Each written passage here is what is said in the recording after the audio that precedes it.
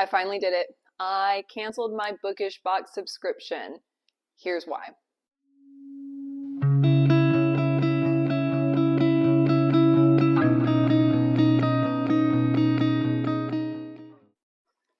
If you're unaware of what the Bookish Box is, it is a US-based book box subscription company that, along with their subscriptions, also has a bookish shop and affiliates with different fandoms. They have two specific book audiences that they focus on. One is provided through the Bookish Box subscription, and the other one is provided through the Darkly Box subscription. They're all under the brand of the Bookish Box, despite the fact that one of them has that brand name and the other one has a different brand name. This was a recent move to these two new brands. It used to be YA or adult. I honestly can't tell you the difference in these two book subscriptions in these two brands because the books to me seem to be very similar. Now within those two options, you also get to choose kind of the package that you want. So you can do the book with merchandise, the book with merchandise plus a t-shirt. You can do book only. That's my dog that just sat like right on top of my tripod. I've been gone for a week, so he's been really seeking attention. And then baby girl's back here.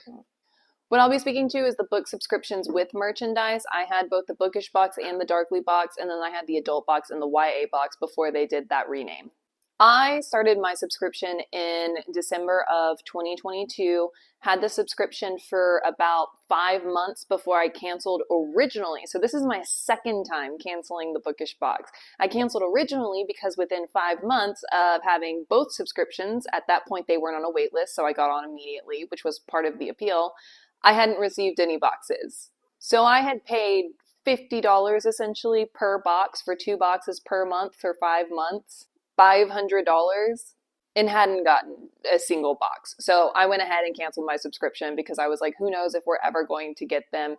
Eventually they did start coming in and I was fairly impressed with the quality and I did like the books that I was getting.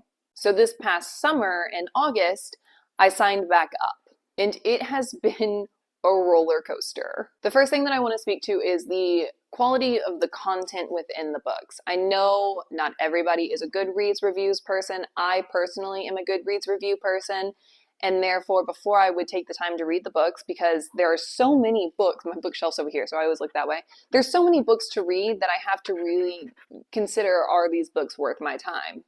And the answer for so many of these books, when I would go look them up, would actually be yes, they are worth my time. And then I would start reading them and be like, this is not good quality. The writing craft is not good quality. The prose is not good quality. The storyline is something that I've already read, but in a better version and in a more original, because, you know, fantasy is never quite original. And I started to realize I am probably not the target demographic for the books that they are releasing because I'm a bit of a book snob and I like higher quality in the actual craft and prose of the books that I'm reading. That doesn't mean I don't love to fly through a book for fun, and that doesn't mean that I'm not reading all of the I was trying to figure out how to appropriately say smut online, and then I was like, oh, you can just say smut, but we all know what that entails. So don't get me wrong, I read that. I'll get that for free on Kindle Unlimited and so on and so forth. I don't want to pay a lot of money for special editions of those most of the time. And so we were getting these books, and I'm not going to name any by name because I don't want to upset anybody who really loved those books, and I certainly don't want to come for an author who was writing for a specific target audience. But I was not it, and so I couldn't justify spending the money on the content within those books. But the other issue was the actual quality of the book. So I'm switching from content again. Don't think about that whenever I'm holding up this book. Now we're talking about the actual design aesthetic. I am not a fan of the way that the Bookish Box does their sprayed edges because they are super busy. This is actually one of their better sprayed edges and typically quite blurry. So I wasn't a fan of that. I also don't think that their designs and their aesthetic are nearly as pretty as what I see in other book boxes, especially in concerns to Fairy Loot and a lot of what Owlcrate has been putting out recently. Have they had some really good books in the past where I opened it up and I was like, oh my goodness, this is gorgeous? Yes, absolutely. And they've had some really good books in the past, especially in their YA subscription. I thought that Garden of the Cursed was done really beautifully. I thought that, what was it? The Witch and the Vampire, something like that. Their edition of that was really beautiful. But I have seen recently a huge decrease in the quality of what they've been putting out. The other issue is that every single time I get a book from the Bookish Box, I'm concerned it's going to be damaged. For instance, like this one, where we get the torn end paper up here. This is not a rare issue that I have had in my Bookish boxes. I don't want to say every other because that's too much, but it's common enough to where every single time I get one of their book boxes, I'm wondering what's going to be wrong with it. I don't have very many examples to show you so far as aesthetic and design is concerned because I've sold most of them, but the Spanish Love Deception, I mean, the design of that was uninspired. What was the recent one that we got? I can't remember what it was, but whenever you open, I'll just talk about Bookshops and Bone Dust. It looked like children's art. Like the design and the aesthetic does not fit the audience for the books that they are putting out. And that's no shade to the artist either, because I'm not saying that the art itself was bad. I'm just saying that the art didn't fit the text. I think this was one of the last books where we actually got art that was truly beautiful, that fit the feel of the novel. And then again, unfortunately, mine was ripped. And so when I have other book boxes that are producing truly stunning books, and when, there are people out there who have to pick and choose between different book boxes because they really can only budget for one, this is all I do. Books and coffee is all I do. This is what I splurge on. But if you're trying to find the best book box for you, it doesn't compare so far as the quality and design of the books and the likelihood of you getting damages. It's not worth it.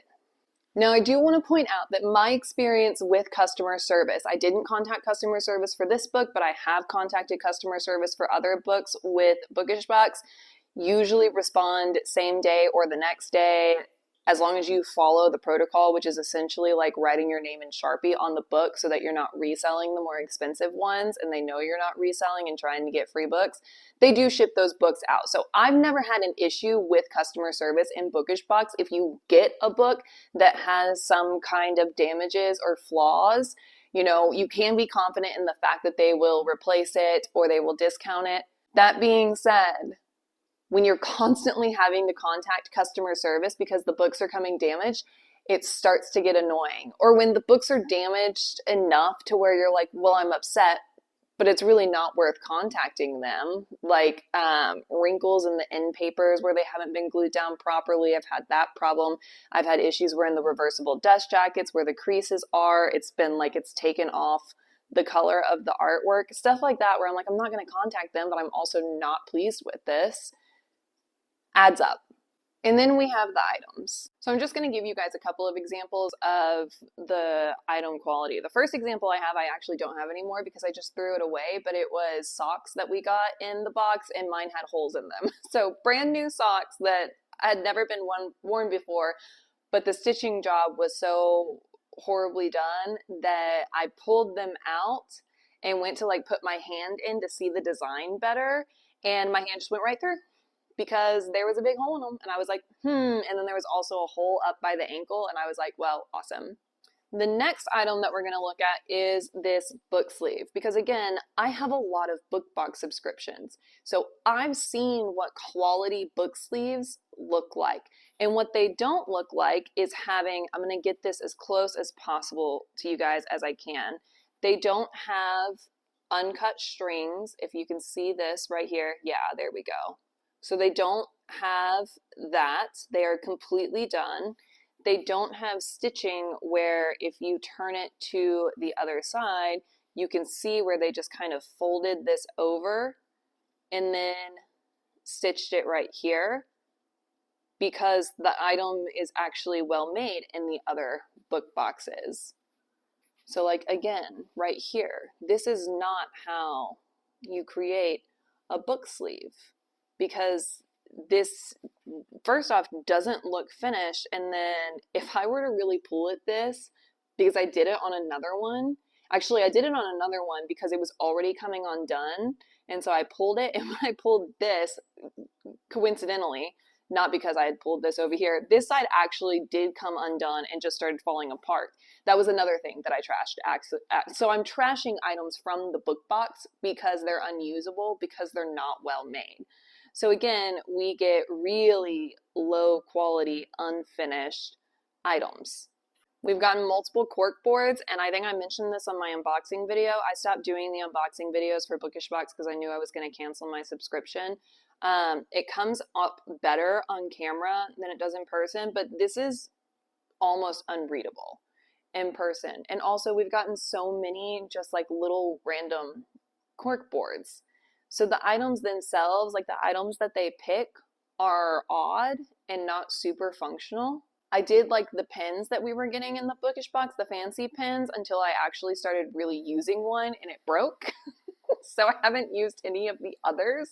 The part where the ink comes out of, just like bloop, right back into the pen. And I was like, so I took it apart and tried to put it back together, and it, every single time you go to write, it just goes whoop, right back up into the main part of the pen. And this is their new thing. I'm just going to show this from the most recent box that I got.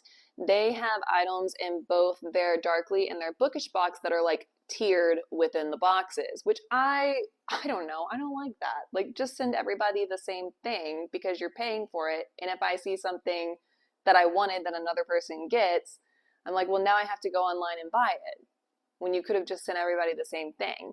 But they essentially have for the item, you know, at random, either a rare, extra rare, or a legendary design. So when I open this, you're going to see that for this particular item, which is a lead light bookmark, which we're going to talk about quality again in a second, I got the rare, which, you know, whatever, is fine. But if I'd wanted one of the other ones, I probably would have been like, oh. Now I know what I could have had, and I'm upset that I didn't get it. Again, we get poor quality on the way that this bookmark is made, because we get this stitching that's frayed and coming undone, and we get this weird material for our bookmark, which again, in previous boxes that the Bookish Box had, and in other boxes, this would have been like a chain, and then it would have had a weight at the top here. That's what you typically see in the bookmarks. And I have gotten some bookmarks from the Bookish Box that were like that. I got one that was Sorcery of Thorns that I still have, that I use all the time, but is actually not at current in my apartment. It's at the school, that is made like that. And so this is another issue that I have as somebody who is subscribed to the Bookish Box for a while, is that there is a significant, drastic, and quick decline in the quality of the items that we're seeing now, as opposed to the quality that we saw, you know, back in 2022 when those boxes were coming in 2023. When we finally got those boxes, the quality was so much better than what we're seeing now. So it took me more than 5 months, because after 5 months I stopped subscribing. We started getting those in, I think in August, because that's when I resubscribed, got a box, was like, oh, this is actually really nice, I really like this, and resubscribed. So for those boxes, the quality was actually pretty good in the items. I don't know what happened, but something did, because we've seen a shift in the items and the quality has declined drastically. And so that leads me to my final point. He just gave me such a nasty look because I was like, I'm not petting you right now. Anyways, that leads me to my final kind of deciding factor, which is that the boxes are in this transition process again. We are getting them, but not nearly fast enough to catch up. They were coming pretty steady for a while and pretty quick for a while. And then the Bookish Box had issues with their partner shipping company again. I guess some boxes were being missed and not going out to people. Some boxes were being doubled, which I will say that I got a box that was doubled and I was like, huh, interesting. Not sure what happened here. And then we got the email notice and I was like, that's what happened. They're struggling with their partner shipping company yet again. So I think maybe at this point in time, they've found another partner shipping company because I did get a box in right before I went to go visit family. But I even had a friend over when that box came in. So I was like, open this with me and see if I'm crazy. And so we opened it together and she was looking at the items and she was like, I mean, having seen the other book boxes that you get, this is not good. And then she asked me how much I paid for it. And I was like, essentially the same that I pay for the other ones. And she was like, no, this is not worth the money if like that's the comparison point. So they're coming in again. They're still so far behind that I don't have any faith that we'll see a day and age where when you buy a box for the August subscription, that box will come in August, even if it's late August or even like the beginning of September, you know, the month that you are buying for, you won't see it for another 4 months or so. So all of those things is what boiled down to me canceling my subscription. I no longer think that I'm the target audience for the content within the books that they're putting out. Not that I necessarily wouldn't read them for fun or that nobody should read the books, but they are not something I want special editions of. The actual design and the aesthetics of the books just don't compare to the other book box subscriptions that I have. And then also there's always the concern that they're going to come damaged and I'm going to have to go through the email process of trying to get a new one. If I even do that, I didn't even do it for Godly Heathens because I was like, whatever, I'm over it.